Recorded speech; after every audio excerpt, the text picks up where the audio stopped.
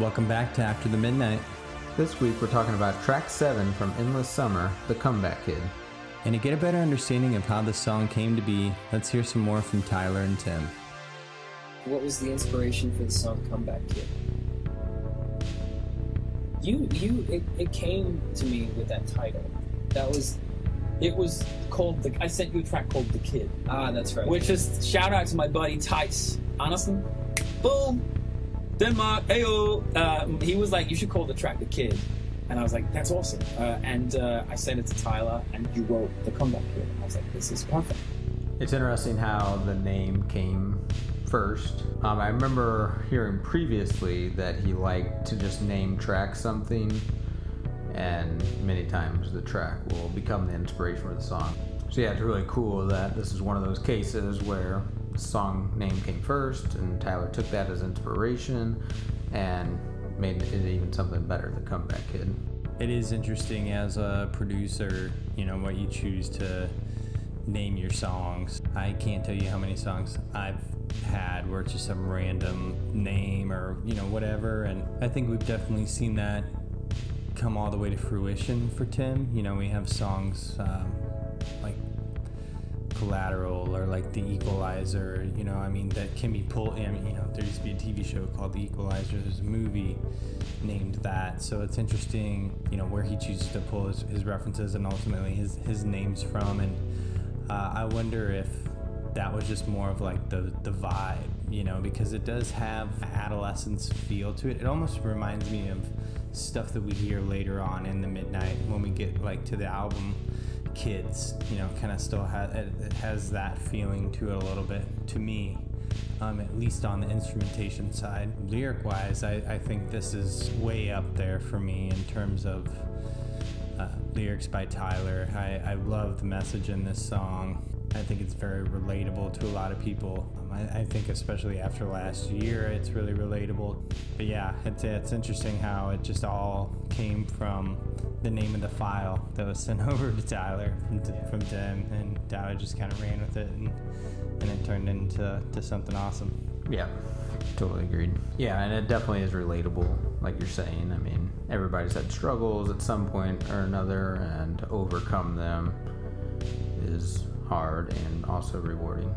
To me, it's almost like a love letter to determination, or like you fall down so many times, you skin your knees so many times. It's about getting back up and having that spirit inside you to keep going and to be the comeback kid, the clear-eyed comeback kid. And no matter what, start over, start fresh. You always can. It's just it transcends into so many different, whether it's personally, professionally, and I think that's why it's so true to me as something that I really feel down to my core, honestly. So yeah, this is an awesome anthem, and I think it really is a good time in the world to have a song like The Comeback Kid right now. It's cool that we're in the year of the 5th anniversary of Endless Summer, that this song is in people's minds again, and it's just so, once again, relatable to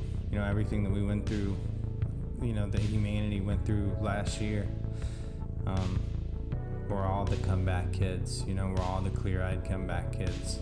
Yeah, and this one, he's always using somebody as an inspiration in this, or the kind of the motivation. He says, but you were always what I came here for. It's you, my friend, why I get up again. I always took that as a person, but I guess you could, extrapolate that out to something else, because you were why I've come so far. It's interesting. He actually ends each verse with kind of talking about either the thing or the other person. That is interesting. I feel like I've never picked up on that as much. I now that you say that, I've heard obviously those lines, you are who I came here for. Like, I always just thought it was more of a about me message, but that's interesting. I wonder if that is directed towards another person, or if that's like you're speaking to yourself almost, It's like your inner monologue or your inner determination saying, hey, you can do this, get back up on your feet. What are you doing? Yeah, I really like that. But when it's time to fight for you, because You know you are why I've come so far. Yeah, it can definitely be about him or herself. Interesting. Yeah, it's cool.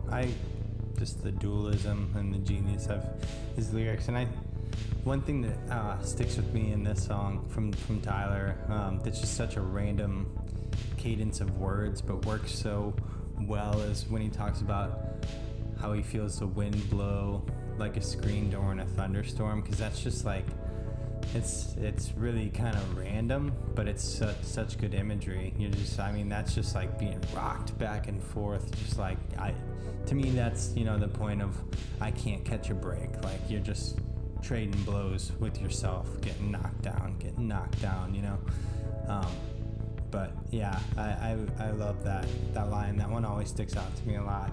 This is just it's a cool place on the record. It's one of those straightforward midnight songs where we may not get as many layers, but we get some really fun sounds and really awesome core to it, and once again, just an awesome message. I think it's really a nice place for Tyler to shine. Yep, totally. All right, with that, let's dive right in and take a listen. Yep, for sure. And like we tell you guys every single episode, we have the stems for this track. What the stems are is a track-by-track breakdown of the song. So throughout the song, you're going to see us highlight a few different sounds that we think are cool and talk about what they mean to us. So here we go.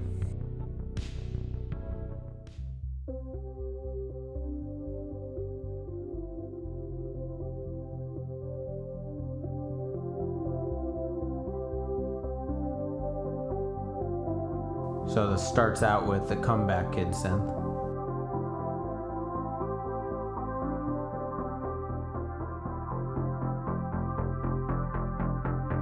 This is the bass right here. Some nice driving bass, some 16th notes there.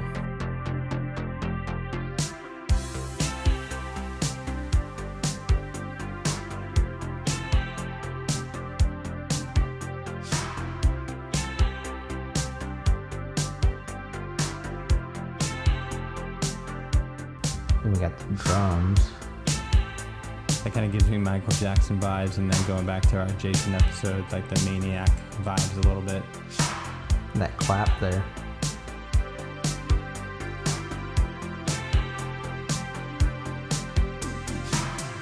I've been so low, felt the wind blow like I was a screen door in a thunderstorm. Yeah, I've been down, you've been laid out, but you always were what I came here for.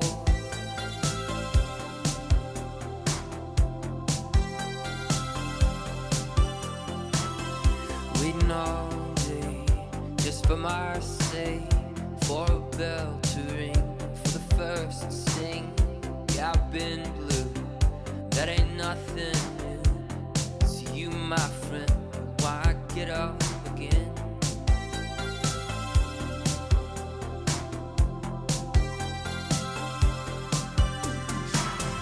I've made mistakes and I've been hard hit.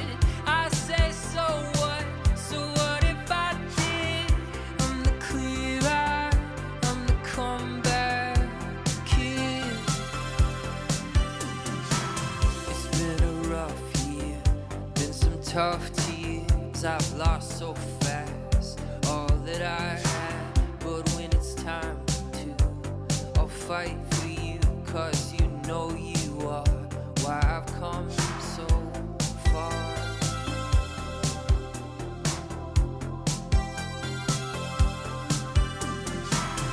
I've made mistakes and I've been hard hit.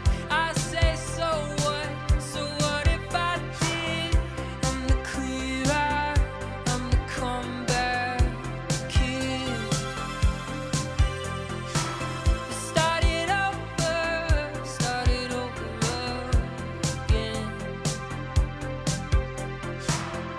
I'm the clear-eyed, I'm the comeback kid. And then we got the yes. I don't know, I feel like half the songs we've heard so far for the Midnight have something like this. Especially in this album. with it being the 5th anniversary right now and stuff, I mean, Tim talked about how he really just dove in on this one. So, and that actually sounds like Tim right there. Yeah, it does.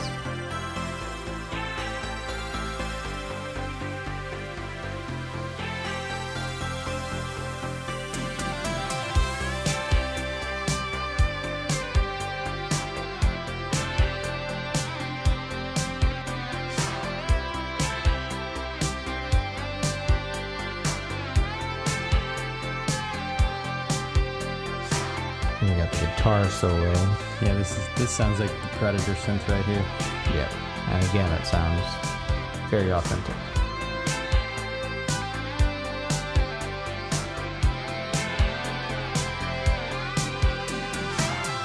I've made mistakes and I've been hard hit. I say, so what if I did? I'm the clear eye, I'm the comeback kid. Started over again. I'm the clear eye, I'm the comeback kid. The Spire Bells. That's really the iconic sound of the song, I think.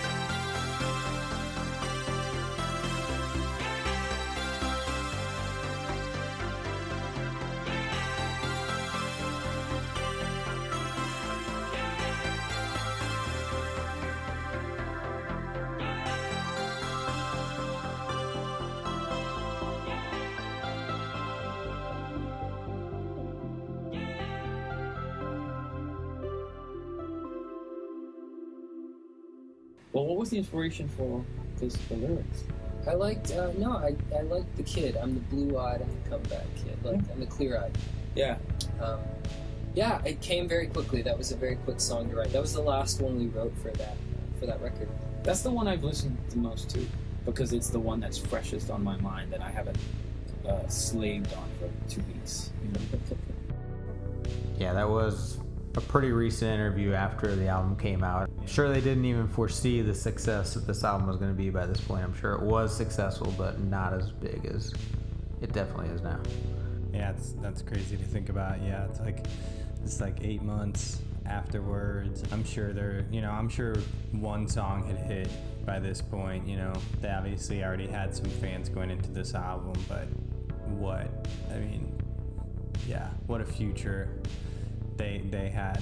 It's cool to hear Tyler say that. You know, he just once again took the title, ran with it, and I think that's just a message that everybody can relate to. Even in what we've learned about him, you know, I mean, he, you know, made a whole album, got dropped by the label, got dropped by his management, you know, kind of thought things were done.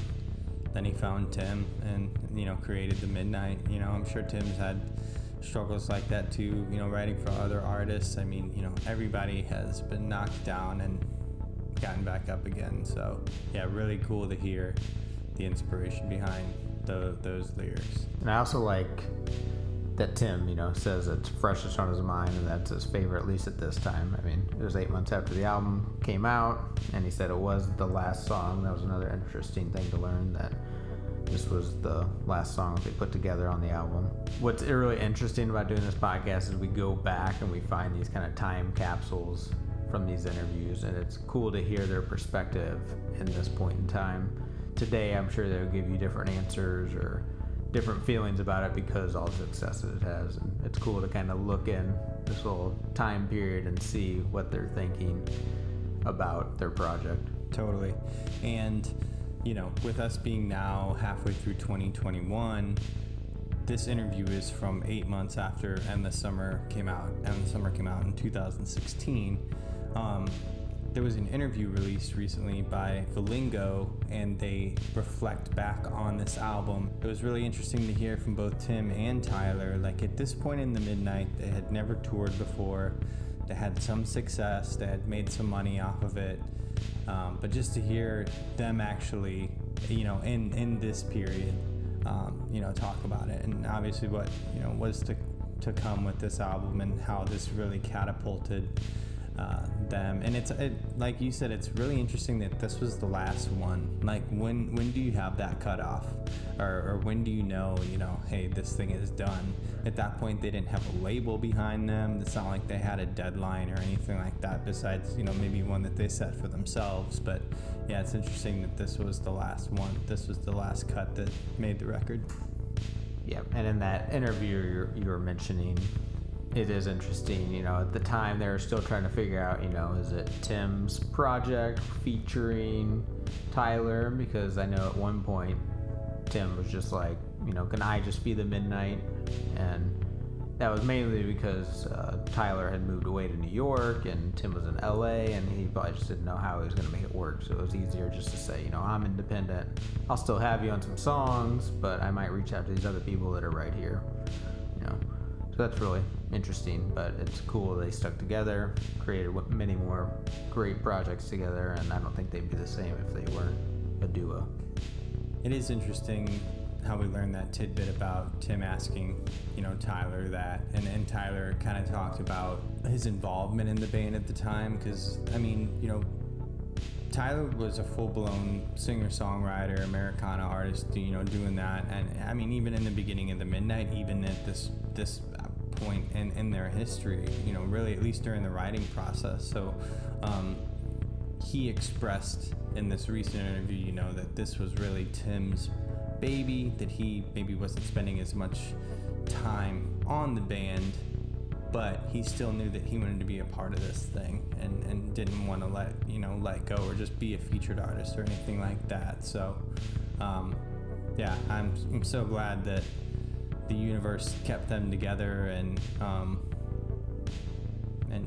here we are making a podcast about it. This song is so relatable, especially right now. In earlier episodes, Tyler's talked about how they put a song out there and how their feelings change about it over time, or how it resonates with different people, or it takes on this whole life of its own.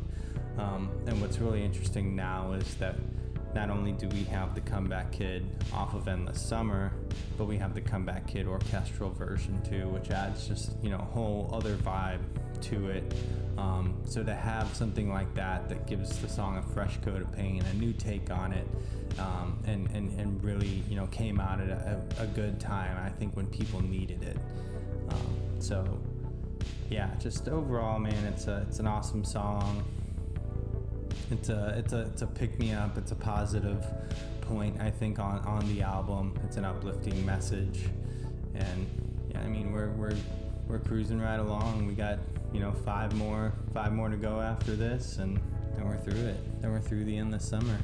Yeah, maybe it's not endless after all. So guys, last episode too, by the way, I talked about this crazy theory about how I think a couple of the songs connect. I have full-blown connected the entire album.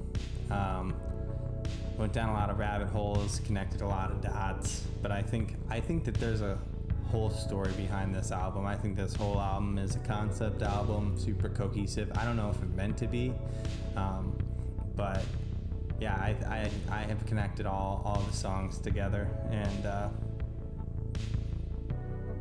I'm just at that point of being a stan. I don't know what else to say. Yep. And yeah, I'm ready to be mind blown by these theories every episode. So where does this one fit in the story? So, we have Jason. That's kind of the turning point, I think, for the guy, where his love fades from the person he fell in love with and started this Endless Summer, ran away with. We get Jason. The other party gets really mad, about the messages we hear in that song. Synthetic, the person's completely broken, gets angry during the equalizer, but realizes that they're not alone. Finally starts to pick their shattered self back up in this song and realize that life has to go on. No matter how hurt I am, I have to be the clear-eyed comeback kid. I have to start over again. I have to put the pieces back together.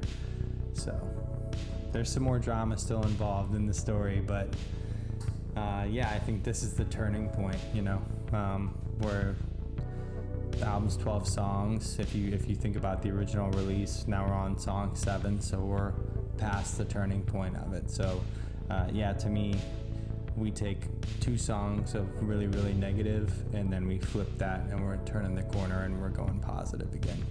But we got some more twists and turns in that theory, and I will keep you guys in the loop on it. I don't know, though. Awesome. Yep, just tying it all together here. So we asked you guys on Twitter what you guys thought about the song. So here I'm going to throw kind of some of these up for you to read. Oh, this one's great right here. What about, Zach, do you have a few over top of you over there? It's just eating during. Guess all the rules are out the window. Appreciate you guys sending those in. Oh, he's still eating. Pizza Zone. So yeah, next week we got Vampires. If you guys love saxophone, get ready for this one because it is full of it. And yeah, we have the orchestral version, which is awesome. We reacted to that a couple weeks ago. So cool to hear. I talk about the fresh coat of paint on Comeback Kid, and it's so cool on Vampires to hear. Like, I still can't get over hearing that classic sax line replaced and just the piano bridge, Tyler's vocals, and it's just really so magical to take those songs and what they did with that. I mean, it's just, even in that interview, Tim and Tyler talk about, like, we never thought we'd get to this point where there's an orchestra playing our stuff, and it's just really a cool time to be a Midnight fan right now. Yeah, let's not talk about it anymore. I'll save that for next week. We'll see you guys then. Appreciate you guys watching, and yeah, have a good one. We'll see you next time. Peace.